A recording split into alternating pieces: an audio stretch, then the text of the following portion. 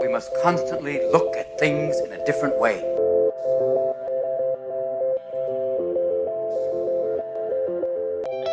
The Healthcare Education Transformation Podcast was created by two physical therapists out of the desire to learn more about the different educational roles in physical therapy and healthcare, and how healthcare education works by talking with educational leaders and people with different perspectives within physical therapy and across interdisciplinary lines on how education can be improved to disrupt the status quo of healthcare education.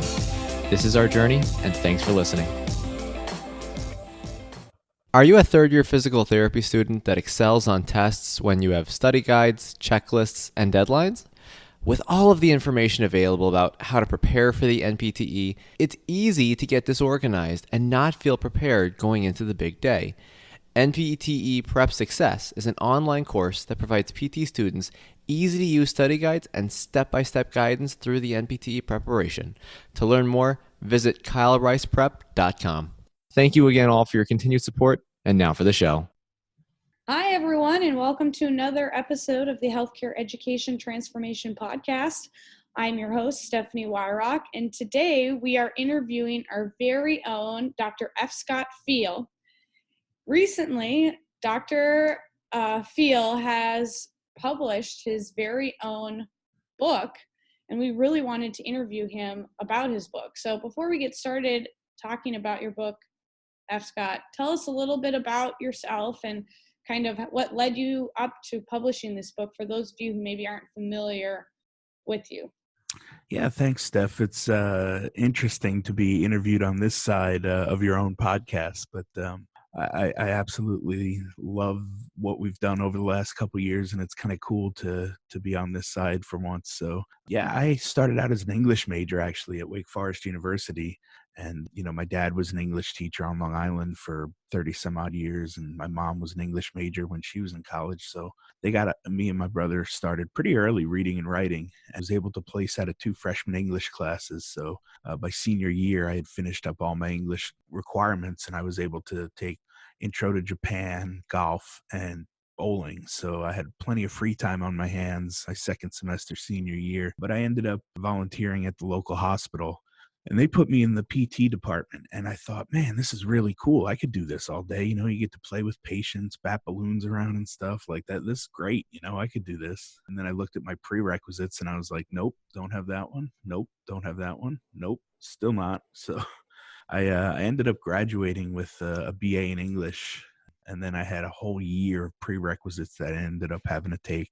So after that, I got into East Carolina University, which was a master's program at that time. They offered us a third-year transitional doctorate if we wanted to stick around. So I said I'd do that. I mean, it looked like that was the way the profession was heading and seemed like the right thing to do. In that third year, my dad got sick and was having some heart problems. And so he ended up eventually having a heart procedure and passing away. And at that time, I was still trying to pass my board exam. I was working as a PT tech at the hospital where he passed away, and I ended up having to walk past the room where he passed every day to go clock in. And that really wore on me. That kind of took its toll. You know, I just didn't even know if I wanted to do physical therapy at that point. And, you know, I kind of gathered myself at that point and figured I have to finish this, that my dad would have wanted it that way. You know, I mean, I knew I couldn't go back to English. I didn't want to write. I didn't want to edit. I didn't want to teach. So, you know, I better make this physical therapy thing work. You know, he had kind of half-heartedly named me after F. Scott Fitzgerald, you know, being an English teacher on Long Island. It was always nice to know that, you know, writing was easy to me and it came easy, but at the same time, I felt like at that point in my life, I just couldn't do anything in the English world. So, you know, put my big boy pants back on and gathered myself and finally passed my board exam. And I started traveling right out of school because I just kind of wanted to see the country and find myself, if you will. And so eventually I ended up taking my transitional doctorate at St. Augustine because the window of opportunity at East Carolina had closed for me. And luckily, St. Augustine took a couple of the credits from ECU and transferred them over. So I was able to finish up my transitional doctorate there. And while I was finishing my transitional doctorate, the head of the EDD came over to me and said, hey, you know, are you interested in teaching ever? And I said, no, not really. Doesn't seem like my bag of chips. I've sat in on a couple of my dad's English courses for high schoolers, and that just wasn't for me. They said, well, some of the DPT, the transitional DPT courses transfer over to the EDD, so you could make a 4-year program down to maybe a 3-year program. I said, well, that might make sense. If my hands go out or my back gives out or my knees give out, I could always, fall back on teaching.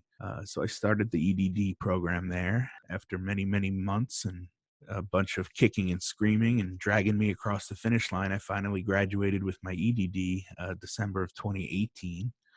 And since then, I've started dabbling in the world of academia and adjunct teaching.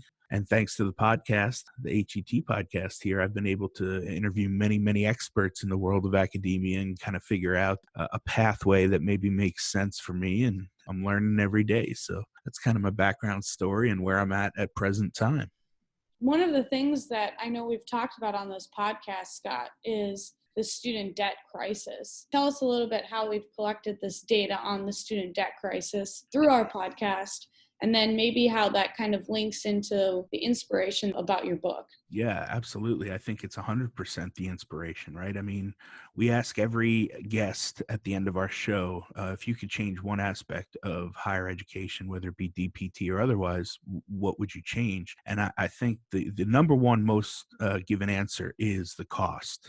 And so hearing that over and over and over again, I just felt like, man, I'm in that same boat. I have educational doctorate and a clinical doctorate, and I have $140,000 in debt. And it doesn't seem, right to climb that pinnacle and get to the top of, 2 to 4% of the nation with terminal degrees, and yet have that massive amount of student loan debt. And then even worse, if you do decide to go into academia, likely take a pay cut in order to do that. So that kind of, got the wheels turning. I had been working on a couple of side gigs and side projects for years, the last 3 or 4 years leading up to the book. And I was trying to find what worked and what didn't in order to, still keep my foot in the realm of physical therapy and education maybe, but also branch out a little bit and think outside the box and come up with, different services I could offer, different side hustles, side gigs, side jobs, just things that made sense for a physical therapist to maybe do. And, that's when I finally put it all together. I think it took me probably about 10 years to kind of craft my method to organization in order to make it as easy as I've made it seem. And that being said, I've probably tried about 25 different side hustles and side gigs. And of those 25, I've narrowed it down now to probably about 8 or so that are still pretty lucrative and make sense for a healthcare provider or a healthcare academician to try.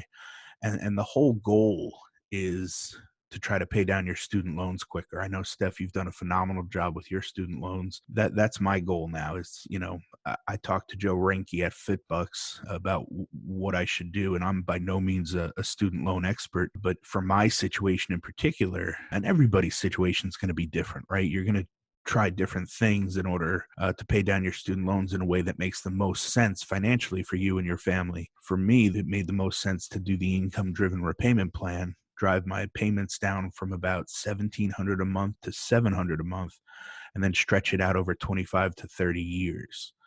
Now, I don't plan on paying these loans in 25 to 30 years. My goal is to pay them down in 2 to 3. And that's kind of what the book's all about. That's where it was inspired from. It really came from hearing that answer over and over and over again, that the price was just too high and that the debt to income ratio for physical therapists was bad and getting worse. So that's really where the book came from and why I want to try to help people pay down those loans a lot quicker.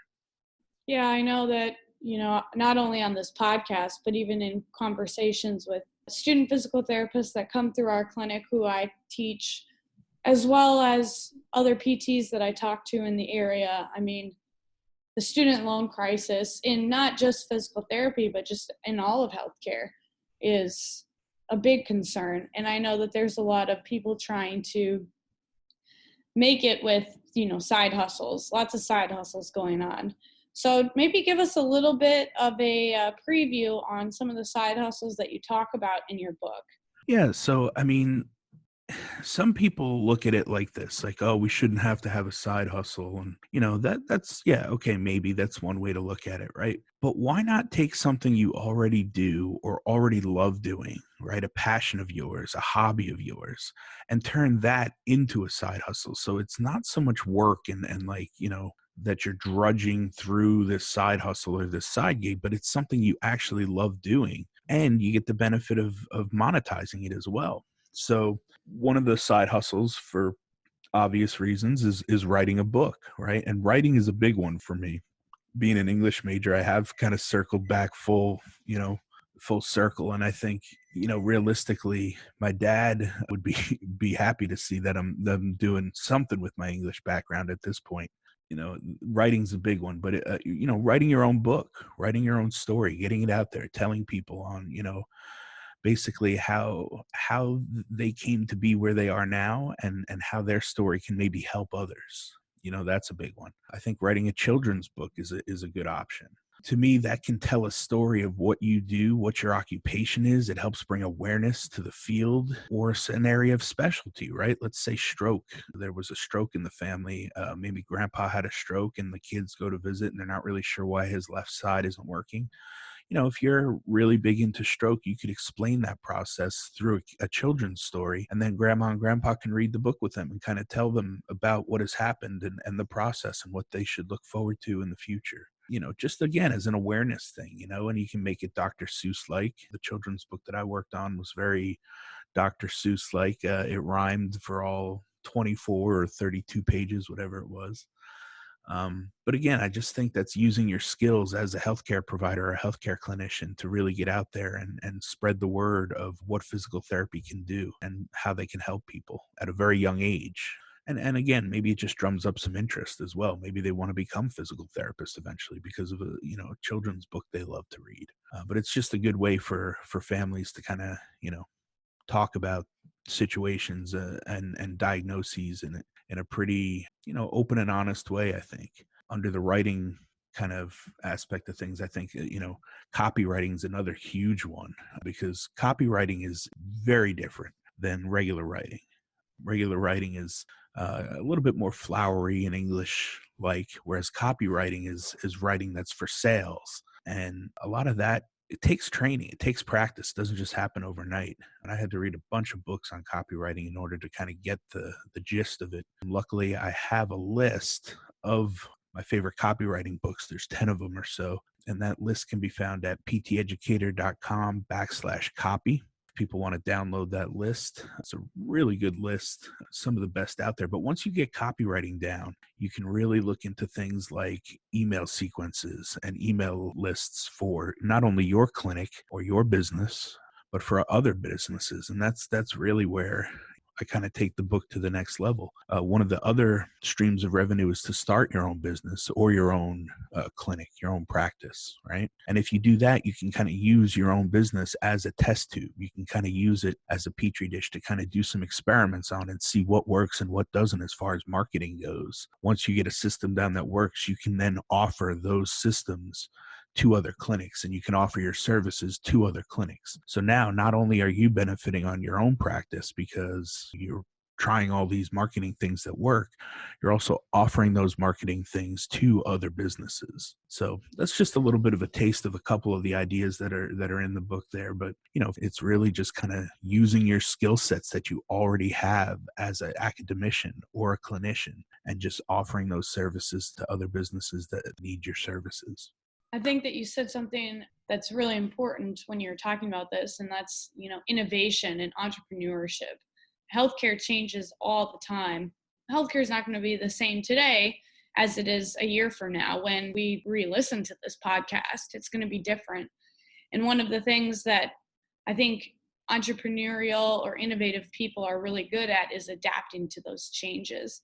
And as a profession, we definitely need to adapt. I love the idea of the children's book, because one of the things that we've talked about in our profession, as well as in healthcare in general, is that we need to increase the diversity of the workforce. And, if we expose kids to physical therapy at a younger age, potentially that's something that they can see themselves doing from a young age versus maybe not even having that thought till college or high school. So I really love that you highlighted those. And I think that those are all really important points. Yeah, Steph, I think people highly undervalue optionality. This is kind of a phrase I've been saying for a while now, but I've always felt like, if this happens, then I need to do that. Or if this happens, maybe I need to go this direction, right? There has to be those if then scenarios, right? And you have to kind of be prepared for those. And I think you said it best, right? Adaptability is going to be huge in the world of healthcare, but I feel like physical therapists are already well armed with adaptability, right? We roll with the punches very well. We adapt exercises on a daily basis. We adapt equipment on a daily basis. We just know how to problem solve and figure things out by the time we're out in the real world, in the clinical situation. So if we keep an open mind and we keep rolling with the punches, I think realistically we'll be able to figure things out. And I think entrepreneurs do a great job of just kind of figuring it out. And that's why I think it's a really good fit for physical therapists. And it's not for everybody, I'm not saying that it's easy and that everybody can just up and do it, but it's certainly something to consider, moving forward for a lot of reasons, right? One, you get to kind of operate under the ways that you see fit, treat patients or run your business the way that you think is the best way to do it. You have a lot more flexibility that way. And I think realistically, it just comes down to, what are your skill sets? What are your strengths? What can you lean into? And I think that's going to be pretty important moving forward, because we're getting to the point where there's a lot of burnout and there's a lot of people that are just, getting sick of healthcare and the way things are looking. And if reimbursement levels keep going down, down, down, well, physical therapy is going to be in trouble. So what's your backup plan? What's your way to, recession proof yourself? And I think it comes back to that optionality, right? If the world of physical therapy were to crumble and collapse tomorrow, I still feel pretty confident that I'd be okay knowing that I can teach, with the EDD, and not just teach physical therapy. I wish I could say I did this on purpose, but I think, hopefully it was a subconscious decision. With an EDD, I can just teach education in general if I wanted to. You have to work hard to get to that point. You have to put in a lot of groundwork and foundational layer work. Once you do, those options are out there. And once the options are out there, it's amazing what kind of doors open and the kind of opportunities that present themselves. You had talked a lot about some of the adversity and the arduous journey that you had getting your 2 doctorate degrees. How do you think those experiences impact your ability to write this book and kind of the idea behind this book, as well as some of the side hustles that you do? Mm-hmm.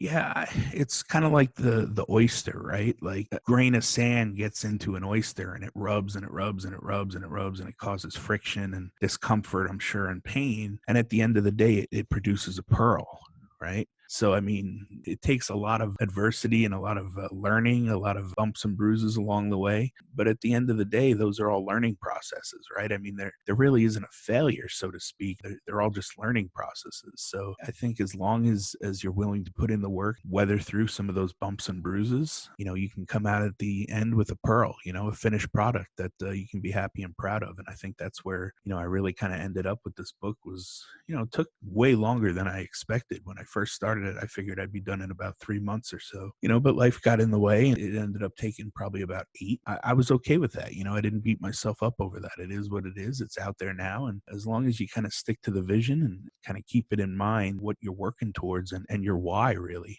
right? A lot of the why behind why I do these things is my family and to, provide for them and be there. So I think as long as you keep that in the back of your mind and you keep your vision ahead of you, you're going to have bumps and bruises and twists and turns and things that are unexpected. And you're going to fall down a bunch of times, right? It's just a matter of getting back up. Yeah, I think you said it really well. I think that the journey is not easy and success is never a straight line, a trajectory upwards. It's always a curvature with the ups and downs. And it seems like you have definitely learned from the failures that you've had in the past and have made them successes. Tell us about what it was like working on the book. How long did it take you to write it? What was the process like?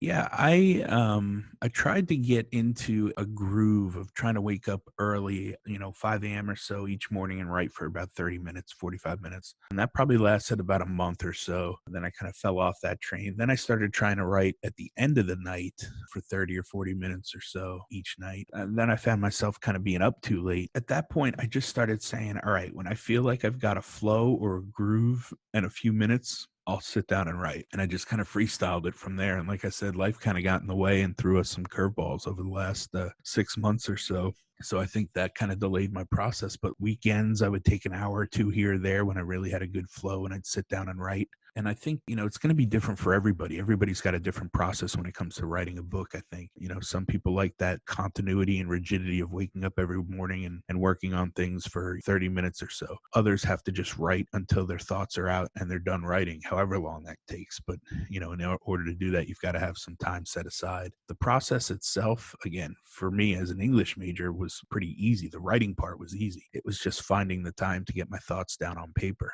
And luckily, technology's gotten a little bit better too. You can do voice memos and have those things transcribed into words, or you can just use dictation tools nowadays on your phone and just talk into your phone for hours and hours, and eventually you end up with many, many words, and you can use that to kind of put your draft down on paper and get ready to publish. So there's a lot of different ways to skin a cat, right? And I don't know where the fear comes or what's holding people back from writing their book. Can tell you it was definitely a rewarding experience, and I look forward to helping a ton of people pay down those student loans with the book. I've been saying that my phase 1 goal has been to help 222 academicians pay down their student loans quicker, and that number seems random, but it came from the active list of physical therapy programs in the nation when I started the book.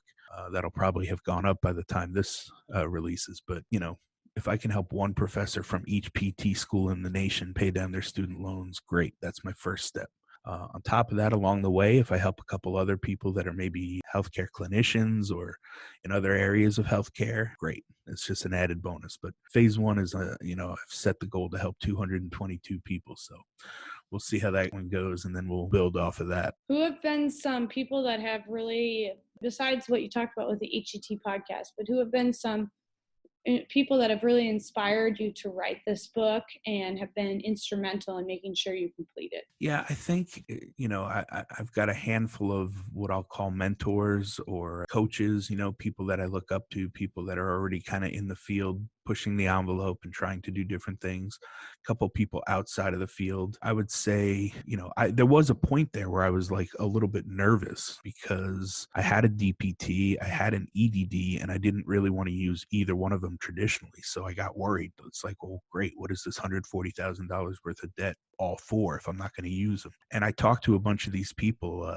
people like Paul Goff, Greg Todd, Jerry Durham, Danny Mattei, and then a couple people outside of the field like Gallant Dill and Dan Lawfald. And, they were there for me. They were mentors. They were people that I could kind of bounce ideas off of. They taught me some of the things about business and about physical therapy and non-physical therapy, just life in general lessons. And it really came down to the fact that it was going to be okay, because as long as you leverage your skill sets and your degrees and everything that you've learned up to this point, it doesn't really matter what you do with it. It's all just a matter of leveraging it. So I've been able to use my EDD to help other healthcare providers create courses and develop curriculum for an online course for the general public, for an online course for other healthcare providers, to show them, whatever their specialty was or whatever their expertise was. So I'm still helping people teach, and I'm teaching and I'm educating, but it's not necessarily within the confines of academia and the four walls of the, a university. So I still feel like I'm able to utilize my EDD. It may just be offering services of how to build an online course. A little bit different, but still relative, I would say, and really still attached to the EDD and healthcare. I think it's important to highlight some of those people that have really been influential in getting you to publish this book, because I know that it's not an easy feat. I know you have a young family, Scott, so maybe for our listeners who also have young families, tell us about maybe some of the sacrifices you've had to make in regards to your family to pursue these side hustles, or if you feel like you've done a really good job balancing side hustles with spending time with your family. How have you done it? Yeah, I mean, it's tough, right? You're always going to make sacrifices, late nights, early mornings, things like that. Try to, get it in whenever you can, because you just don't know what kind of availability you're going to have and when you're going to have it. So I think it's, work-life balance is a buzzword right now. And it's going to be different for everybody, right? It's going to be completely different for every family and every clinician and every individual. I know for me, there's always that thought that, okay, how much time do I need to work on this versus, how much of it is just a self-imposed want to work on it, right? Like, oh, most of these deadlines are self-imposed. So, the good news for me is if I really need to just sit down and take some time, then I do it. It's you can step away from the side gigs and the side hustles. I try not to overextend myself. I think I've definitely done that at times and overextended at times, and I see what that looks like. And I think you need to really keep that in mind when you think of work-life balance.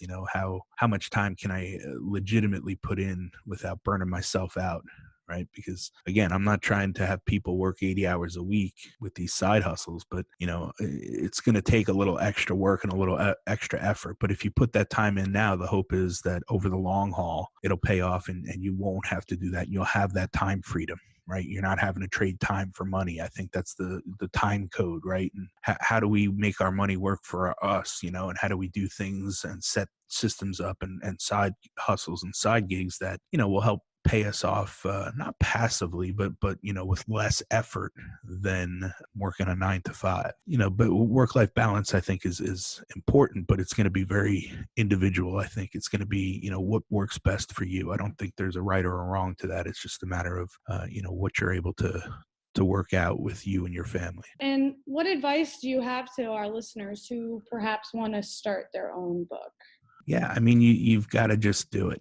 Put the time in, put the words on paper, have a plan. I think outlining is very easy. I think, or at least it came easy for me. If it's not, then there's several different ways to attack it, right? You can have a ghostwriter come and write your book for you. You can seek consult, from other people who've done it already, or people who may be more English based, people who have a background in writing and have written a book. But yeah, if you just tell your story and you start there, because even if there's a book out already on the topic that you're writing about, nobody's going to tell that story like you tell it. It's going to be your own personal view on things. It's going to be your own, take on whatever the area of expertise is. But that also helps, right? Using your level of expertise to help others. That makes writing the book a whole lot easier. If you're able to kind of really dive into things that you'll find that the words just flow a little bit better. So, if you really want to write a book, there are several ways to go about doing it. It's easier for some than others, but at the same time, even if it's difficult for you and you're not a great writer, there are other options out there to get it done. So don't be discouraged. If I can write one, anybody can, I promise. Where can people get your book, Scott? So it's available on Amazon right now. There's a Kindle version, and the soft cover version just came out this week, I believe, if you're old school and an OG like me who likes to hold the actual book in hand. And, I'll probably have a link on the website in the upcoming days. I just wanted to get it out there first and make sure that it was, able to sell and people were able to purchase it, read it, and leave a review. But for the most part, if you just look up PT Educator on Amazon, it'll be the only one that comes up. The title of the book is PT Educator, Student Debt Eliminator, Multiple Streams of Revenue for Healthcare Clinicians and Academicians. It's really been a fun experience for me. The release went very well, and I'm really looking forward over the next 2 years or so to really kind of lean in on this and put forth the vision that I had in mind when it comes to this project, because there's a bunch of other avenues that are attached to the book that are going to be hopefully helpful to others as well, who are looking to take some of these side hustles and side gigs and ideas and really dive all in on them and try to pay down their loans quicker. Yeah, I'm definitely a proponent of paying down your loans as quick as possible. So I encourage people, I know it can be overwhelming to think about how much student loans you may have, but if you really work at it and, you work hard, live meagerly, it's something that you can do. And we're always here at the HET team to encourage you along. So with that said, Scott, if you could change one aspect of healthcare education, what would you change and how would you change it? I've kind of always said that I feel like physical therapy should just be considered the tip of our iceberg. And I think realistically, it's a great profession. I'm blessed to have gotten into it. It's offered me tons of opportunity. But I think, even though I know somewhere along the line, teachers have to teach towards the board exam and getting people licensed and passing the exam and whatnot, I think we need to incorporate in our teaching other options, right? I talk about optionality a lot, and just allowing people to know that, all right, not only are there options as far as what you can specialize in, as far as, pediatrics, geriatrics, aquatics, orthopedics, et cetera, et cetera, et cetera. We also need to talk about other jobs that physical therapists could hold, in the workforce, right? They can be directors of rehab. They can be admins. They can help hospital systems with, some of their programming. They can do population health. They can go in and do ergonomics, injury prevention for companies, right? It doesn't just have to be a 9 to 5 in the clinic, see 22 patients a day and call it a day. There are other avenues, and the job of physical therapist looks very different in many different ways, especially as things progress year after year. I think that we need to start introducing some of those different avenues and open the eyes of our students to what is available out there. And the fact that, they could just be a clinician and go punch a time clock, and that's fine. But maybe consider other avenues, other jobs, other, things that can be done with a physical therapy degree. I just think, that we need to do a better job of educating our next wave of students to what is available and what's out there. I think you summarized that really well, Scott. I know that your voice is familiar on this podcast, but perhaps maybe for some newer listeners, if they want to reach out to you and have questions about your book or about any of these topics that we've talked about today, where can they contact you? Yeah, so the blog is found at pteducator.com. I've started a new vlogcast, which is a fun little project. Basically, I got together and I wrote 100 different side gigs and side hustles for healthcare practitioners, and that can be found at pteducator.com/100. It's called PT Educator's Revenue Idea Generator, and it's just 100 different ideas and side jobs to get the juices flowing and kind of get your brain working a little bit. And along with that, those 100 side gigs, I've done about 25 of them.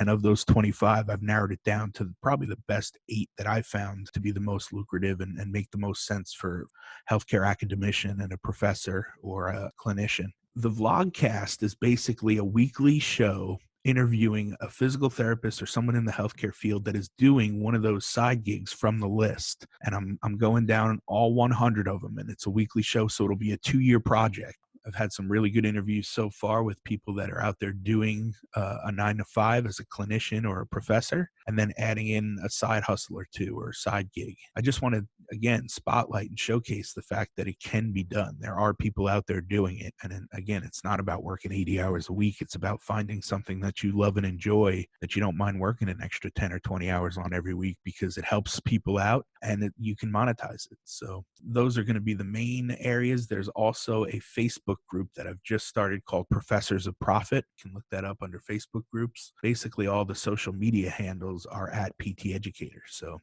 pretty easy to find these days, very accessible on social media. You'll continue to hear my voice, like it or not, on the HET podcast. I love working with you and Brandon. It's been an absolute pleasure, and I can't wait for what we've got in the future. Thanks, Scott. We can't wait for more interviews with you. Good luck on your book, and hopefully you guys will go and purchase that book, or if you have Amazon Prime or Unlimited, then you can Kindle get it. Unlimited, I think it's free. So I purchased mine. Hopefully you guys will get yours. Thanks for joining us, Scott, and thanks to you, our audience, for listening to another episode of the Healthcare Education Transformation Podcast. Access to healthcare is one of the largest issues facing both providers and patients, as millions of people worldwide lack timely and affordable access to healthcare.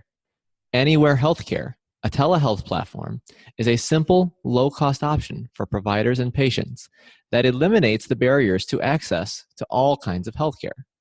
To find out more, check out anywhere.healthcare, which is available in our show notes. And if you use the code HET in all caps when you email to sign up, you'll save 25% off the total cost. Thank you for attending class today, and we hope that you learned something and gained value from the content. If you'd like to schedule office hours with us, feel free to add us on Twitter at HET Podcast, on Instagram, HET Podcast, on Facebook, the Healthcare Education Transformation Podcast, and the homepage, healthcareeducationtransformationpodcast.com. And for those of you following along in the syllabus, extra credit can be obtained by liking us, sharing us, and leaving a review. Let's continue our journey up Mount Educational Success as lifelong learners.